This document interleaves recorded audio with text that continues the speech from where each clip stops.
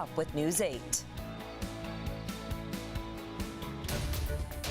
Good morning to you. Let's get right to our top story. We are on top of breaking news of a search effort underway after a Navy helicopter crashed off our coast. News 8's Chris Groh live at NAS North Island with the latest on this. And Chris, we understand there are crew members still missing here. There are. So there were 6 crew members on board, according to the Navy. One of them has been rescued, but we are still waiting to find out if the status of those 5 other crew members. Those search efforts are still going on at this time. Now let's talk a little bit about this helicopter, where it originated from. It is with the USS Abraham Lincoln, and it went down around 4:30 yesterday afternoon while conducting, quote, routine flight operations, according to the Navy. Now, this crash happened about 60 nautical miles offshore, not far from San Clemente Island. The Coast Guard says, again, at least 1 crew member has been found, but again, at least 5 others are unaccounted for, and the search is on for those other crew members at this hour. So when updates do begin to come in, of course, we will bring them to you, but we are waiting to find out what the status is of those other 5 crew members and the search for them, and just how many resources are currently being deployed in this search and rescue effort. For now, we're going to send it back to you, Eric and Stella.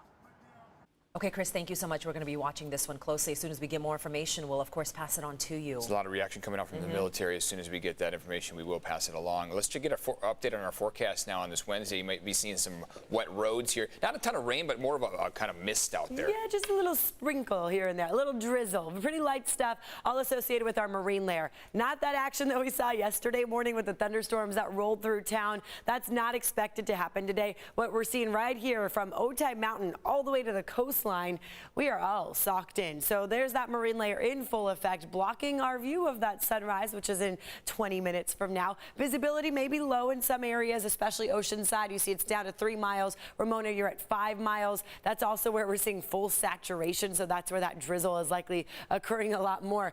So that's something to keep in mind this morning. Yeah, marine layer, onshore flow, keeping us cool. Temperatures will be staying in the 70s. I'm talking even inland valleys for today. How are the roads this morning, Jenny? They're very calm. No major issues out there. In fact, I want to start you off in the North County, where travel times are fine. There was a crash on the southbound side of the 5 at Las Pulgas, but that was cleared not too long ago. I want to zoom into this crash off of your freeways, Mira Mesa Boulevard at Black Mountain Road. This is a new crash blocking 1 lane. Other than that, no major issues. Jenny, thank you. New this morning after a marathon meeting, the county is officially declaring COVID misinformation, quote, a public health crisis. The Board of Supervisors passed the plan just a couple of hours ago, and this comes after hundreds of public comments from a meeting that lasted about 15 hours. You do not get to call anything misinformation that doesn't align with your rules and with your ideas. Why does your research outweigh mine? The misinformation peddled by the Let Them Breathe and Reopen San Diego folks is very harmful to society. The plan includes a new website with the most accurate information on COVID-19, also educational resources to help residents distinguish actual medical facts from opinions and personal stories. The county will partner with federal, state, research, and other local entities to, quote, identify best practices to stop the spread of health misinformation, quote. We have a full breakdown of the policy on CBS8.com.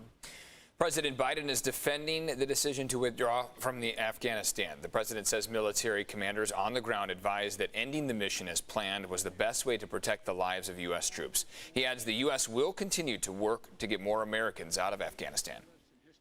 Leaving August the 31st is not due to an arbitrary deadline.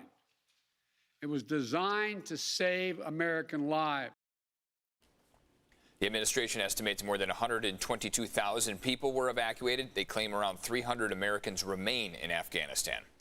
This morning, Tropical Depression Ida is moving toward the northeast. 4 people have died because of this storm. Officials expect that number to rise, unfortunately, as crews fan out into storm-ravaged communities. Just look at that devastation. News 8's Evan Irani and photojournalist Julio Vasquez join us live from outside of New Orleans with the challenges residents face now. And you're getting a first-hand look. You've been on the ground since the hurricane landed there. What are people saying? Stella, Eric, good morning to you from Louisiana. That's right. This morning, the biggest thing that people are trying to get is food and water. And what we've been seeing from this gas station that opened minutes ago is that they're just trying to get ice. That has been one of the biggest things that people have come in to purchase. We've seen about 10 carts that have come out with just ice. And that is because people are trying to keep food cold. They're perishable items, for example, after what officials have said could be 3 weeks without power. So that seems to be the biggest thing on people's minds here as they walk out with ice alone, and that is a limit that they're placing on those customers coming in. Just one bag of ice per family that comes in, but other grocery items they're able to get. But people really aren't getting those items. Maybe in some cases they are, but in many cases they're coming out with just ice alone. We talked to the owner who opened the doors. Again, these are some of the grocery stores that are opening now 3 days following Ida, and they're opening their doors for the first time. We talked with the store owner and one of the workers here who said that this is just what people do in Louisiana. We're always here for the community. One of the things SEG and Winn-Dixie loves to do is be here to support the community.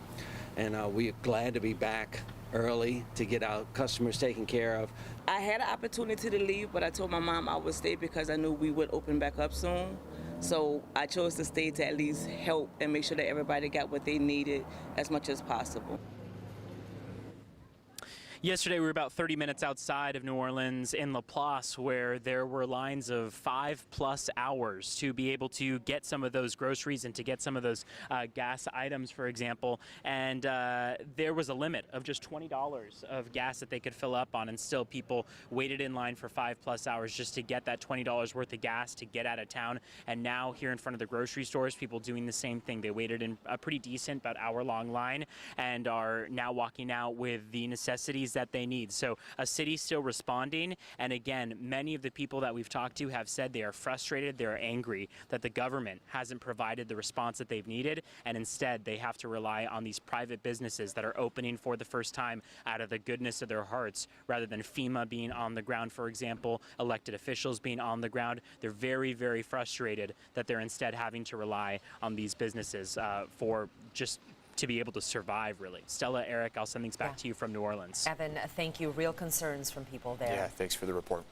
This morning, people in parts of Nevada have been told to evacuate as the Caldor fire continues to grow. Just look at these images. Strong winds continue to push it towards South Lake Tahoe. The fire has grown to nearly 200,000 acres now.